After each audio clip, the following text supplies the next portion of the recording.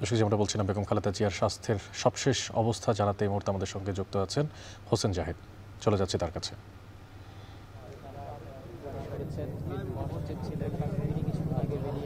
অনেক একটু আগেও মূলত আইন উপদেষ্টা তিনি এখানে বেগম জিয়ার স্বাস্থ্যের খোঁজখবর নিতে এসেছিলেন। একই সঙ্গে বিএনপির হাইকমান্ডের অনেক নেতাকর্মীরাই দেখেছি তারা এখানে এসেছিলেন। তবে তারা আনুষ্ঠানিকভাবে কথা না বললেও বিএনপির স্থায়ী কমিটির সদস্য আব্দুল মঈন খান তিনি কথা বলেছেন। তিনি জানিয়েছেন যে আসলে চিকিৎসকরা জানিয়েছেন তাকে নিবিড় পর্যবেক্ষণে রেখে চিকিৎসা দেওয়া হচ্ছে। তার কিছুক্ষণ পরেই বিএনপির সদস্যপদ পাওয়া মীর স্নিগ্ধ তিনি এসে কথা বলেছিলেন। তিনি জানিয়েছেন ডাক্তাররা তাকে জানিয়েছেন যে আসলে বেগম জিয়ার স্বাস্থ্যের যে পরিস্থিতি সেটি বেশ সংকটাপন্ন। তবে এই সংকটাপন্ন শব্দের ব্যাখ্যা তিনি দিতে চাননি। তবে দেশবাসীর কাছে চিকিৎসকরাও দোয়া চেয়েছেন, তিনিও দোয়া চেয়েছেন। এর পাশাপাশি কিছুক্ষণ আগেই মূলত আইন উপদেষ্টা তিনি ফেসবুকে একটি বার্তা দিয়েছেন।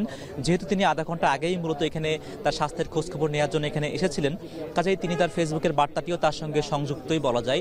তিনি বলেছেন যে আসলে বেগম যে স্বাস্থ্য খুব বেশি সন্তোষজনক নয়, বেশ সংকটাপন্ন, সেই বার্তা তিনিও দিয়েছেন। কাজেই সার্বিক পরিস্থিতি মিলিয়ে আসলে আমরা সর্বশেষ কোনো মেডিকেল বোর্ডের যে তথ্য সেটি এখন আর পাইনি। তবে বিএনপির পক্ষ থেকে আব্দুল মঈন খানের ভাষ্যই বলি কিংবা সরকারের পক্ষ থেকে আইন উপদেষ্টা যে ফেসবুক বার্তা বলি, এ দুইয়ের যে সমাধান সেটি আমরা জানতে পারছি যে আসলে বেগম যে স্বাস্থ্য খুব বেশি যে সন্তোষজনক তা কিন্তু বলা যাচ্ছে না। তবে তিনি নিবিড় পর্যবেক্ষণের চিকিৎসা নিচ্ছেন এমন তথ্যটিও আমরা ইতিমধ্যে জানতে পেরেছি। কাজেই বিএনপির পক্ষ থেকে সরকারের পক্ষ থেকে যে চাওয়া, প্রত্যাশা, প্রার্থনা সেটি হলো যে দেশবাসীর কাছে এটি চাওয়া যাতে করে তার স্বাস্থ্য ভালো দিকে যায় এবং তিনি দেশবাসীর কাছে সুস্থভাবেই ফিরে আসেন, এমন চাওয়া পাওয়া প্রত্যাশায় কিন্তু এখানে বারবার ধ্বনিত হচ্ছে।